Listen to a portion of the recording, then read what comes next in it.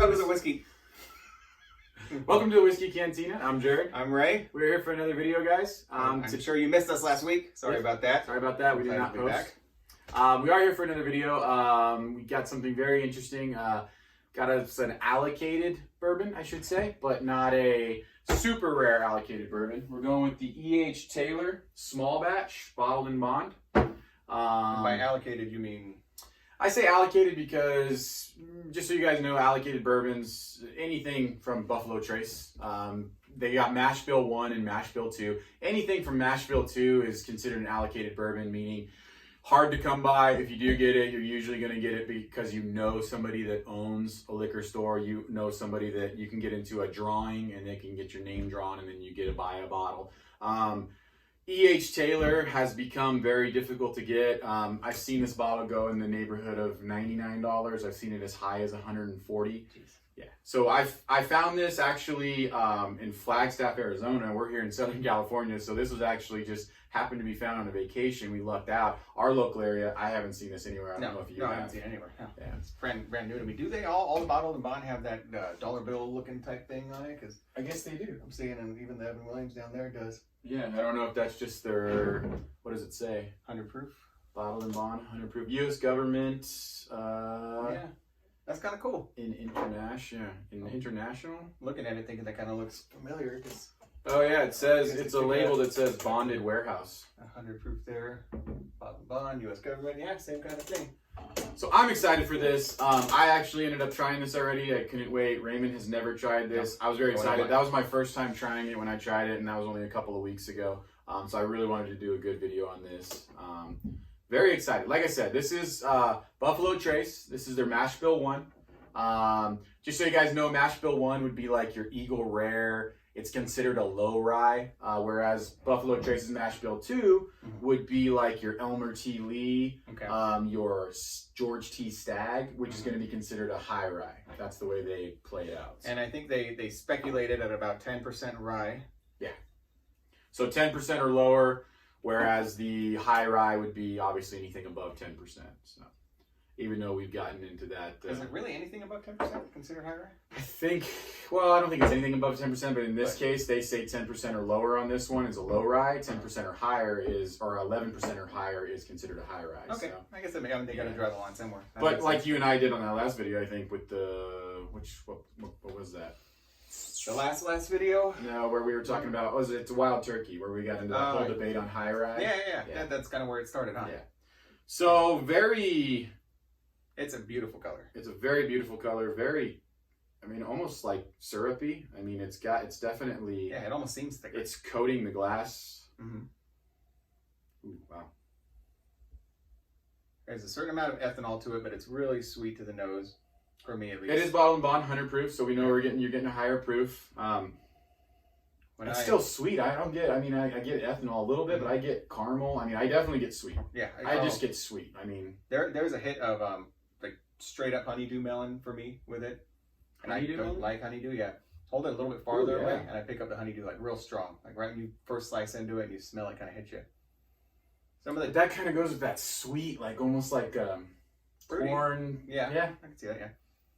Yeah. Some of the tasting notes that were that we may pick up on, that some of the more popular notes, I guess, that they say we should get some of the caramel corn, sweet caramel corn, maybe some butterscotch, possibly some licorice. Yeah. No. I'm not getting any of the butterscotch for sure. I mean, because that's that sweet, on the nose. But I don't get any of the licorice. Obviously, caramel corn. That's interesting. They say caramel corn. I never think of certain things like that. I always go straight to corn or straight to caramel, but separately. Yeah. But caramel corn, that's very interesting. I'm gonna try it. I'm gonna go in. I'm hoping to pick up on a lot of that sweetness that I'm picking up on the nose.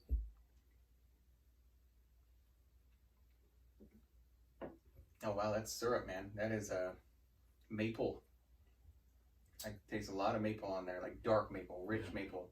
It's super refreshing on the palate, and then kind of strong on the back end. The spice. Yeah. They're saying that you might pick up some spice on the back end, but it's that spice. It's at the front, though, I was holding it in my mouth, and then after I swallowed it, hit me. But at the front end, it's like delicious. I am picking up on the pepper on the end, though. That spicy, not hot, but just kind of like a black pepper. Yeah. They're saying that this is, I think you might have mentioned it, but they're saying this is around, I mean, you can't find, this is no age statement. It's all no, yeah. Yeah, it's all speculation, but they're saying this is around 7 year. Yeah. Which, to be honest, bottled and bond, we've had the Henry McKenna, which is a 10 year.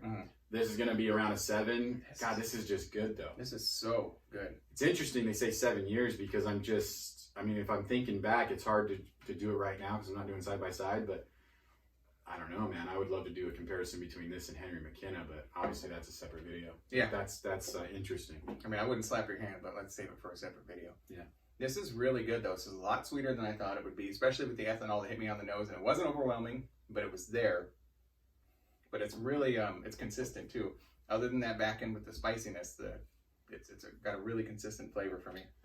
You know what's funny is after the first little gulp, your throat kind of goes numb to the ethanol and that spice in the back, and it's just butterscotch smooth, just going straight down. Butterscotch, it really is butterscotch. It is. It's interesting too. And I mean, it's gonna be, you know, I'm picking up on the sweet corn still a little bit. That's there, which is expected because they speculated about 75% corn, so that's gonna be heavy. We've done bottle and bond in a separate video. We did the Evan Williams. We did a little comparison between that and Jim Beam. That was a little impromptu video. But just so you guys know, bottle and bond, 4 years plus. They were speculating about 7 years. Has to be 100 proof. Bottled in the same season, same distiller, same distilling warehouse, so on and so forth. So there are governmental rules on bottle and bond. E.H. Taylor, this brand or this style, they have a small batch, which is what we're trying right now. They have a barrel proof version. And then I think there's 4 E.H. Taylors. I wish I had some notes on what the other ones were, but man, honestly, Buffalo Trace, I mean, anything you guys can get your hand on from Mash Bill 1. Mash Bill 2 is, I say allocated, I brought up allocated, and I say allocated because in our area, if our local places were to get this in, they would charge a high premium on it, and they would probably only give it out based off of like tickets, and you'd have to go into a drawing. It's actually hard to get your hands on. Mash Bill 2, it's almost impossible. I mean, that's going to be your Blantons and a lot of those. But yeah, I mean, good. Are you picking up on any of the licorice? Because that was supposed to be a pretty not licorice, not at all. No, not at all. And I worry that maybe I don't have enough of a knowledge base. Refined palate or something. Yeah, I don't know. Licorice, no. I mean, are they considering black licorice when they say licorice, or are we just talking about like? I was thinking Twizzlers. Yeah, probably Twizzlers. Twizzlers, yeah. Yeah, you know.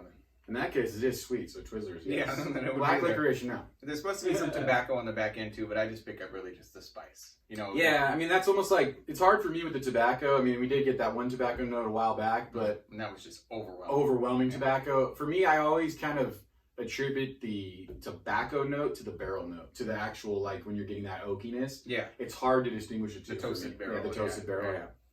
Wow, this is really good, man. Cheers to this one. Cheers. Good on you. Very good. Thanks for going so far out of your way to grab it. That's awesome. Yeah.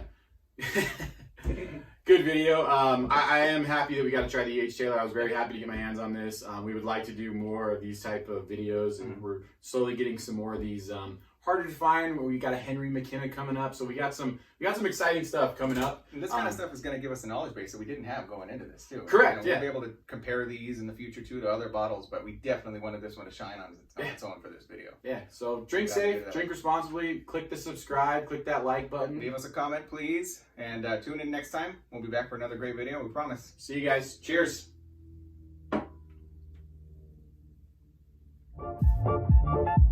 It was super good though. I'm glad I didn't finish all that because I poured way too heavy. Did you pour as heavy for me as you did for you? Because I finished it. I didn't pour quite as heavy. I poured a little too heavy.